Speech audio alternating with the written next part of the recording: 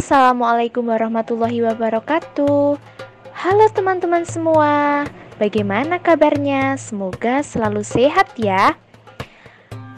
Pada video ini kita akan belajar bersama-sama tentang materi sholat Jumat. Yuk disimak videonya bersama-sama. Apa sih itu sholat Jumat?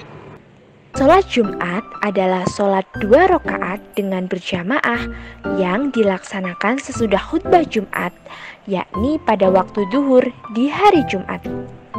Sholat Jumat hukumnya itu wajib dilakukan oleh seorang laki-laki muslim dewasa dan tidak diwajibkan bagi seorang wanita, hamba sahaya, anak-anak, dan orang sakit. Namun, bagi orang yang tidak diwajibkan sholat tersebut, tetap saja masih wajib untuk melaksanakan sholat duhur. Perintah sholat Jumat juga disebutkan dalam Quran Surat Al-Jumu'ah ayat 9 yang artinya, "Wahai orang-orang yang beriman, apabila telah diseru untuk melaksanakan sholat pada hari Jumat, maka bersegeralah kamu untuk mengingat Allah dan tinggalkanlah jual beli.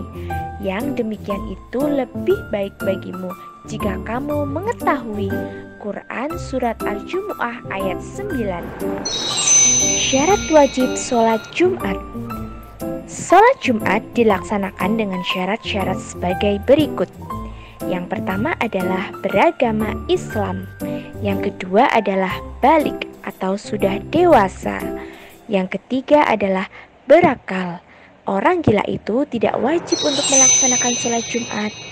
Yang keempat adalah seorang laki-laki. Yang kelima adalah sehat, yakni orang yang sedang sakit atau berhalangan itu tidak diwajibkan. Yang terakhir adalah menetap atau bermukim, yakni orang yang sedang dalam perjalanan atau musafir, maka tidak diwajibkan. Syarat sah mendirikan sholat Jumat. Syarat sah sholat Jumat adalah ketentuan yang menyebabkan sahnya sholat Jumat. Dalam pelaksanaan sholat Jumat dianggap sah apabila telah memenuhi syarat-syarat sebagai berikut. Yang pertama, dilaksanakan saat masuk waktu zuhur. Artinya tidak sah apabila sholat Jumat itu dilakukan secara munfarid, yakni sendirian. Yang kedua adalah diadakan di tempat yang menetap atau mukim, seperti kota atau kampung. Yang ketiga, dilaksanakan dengan cara berjamaah di masjid. Jadi tidak sah apabila sholat Jumat itu dilakukan secara sendiri-sendiri. Yang keempat, sholat Jumat itu didahului dengan 2 khutbah, yakni kedua khutbah dipisahkan dengan duduk sebentar. Selanjutnya ada khutbah Jumat. Khutbah Jumat merupakan nasihat dan tuntunan ibadah yang disampaikan oleh khatib kepada para jamaah sholat Jumat. Sebelum melaksanakan sholat Jumat, terlebih dahulu dibacakan khutbah oleh khatib.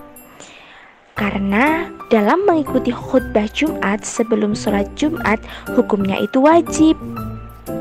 Dengan demikian, sebagai satu kesatuan khutbah memiliki persyaratan dan rukun yang harus dipenuhi. Di antaranya yang pertama adalah mengucapkan pujian-pujian kepada Allah Subhanahu wa Ta'ala. Yang kedua, membaca sholawat atas Rasulullah Sallallahu Alaihi Wasallam. Yang ketiga, mengucapkan 2 kalimat syahadat. Yang keempat, yakni berwasiat atau bernasihat. Yang kelima adalah membaca ayat Al-Quran pada salah satu khutbah. Yang keenam, berdoa untuk semua umat manusia pada saat pelaksanaan khutbah kedua. Hikmah sholat Jumat.